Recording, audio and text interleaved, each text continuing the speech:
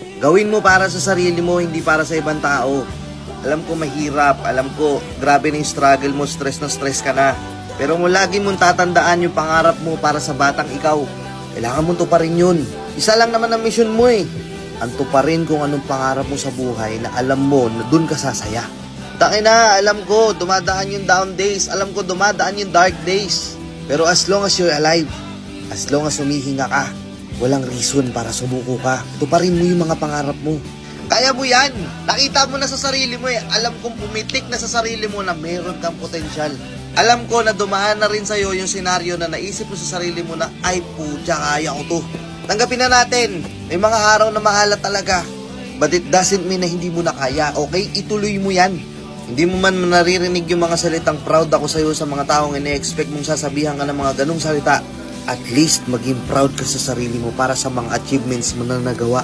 Masyado tayo nakapokus sa kung ano yung hindi pa natin nakukuha.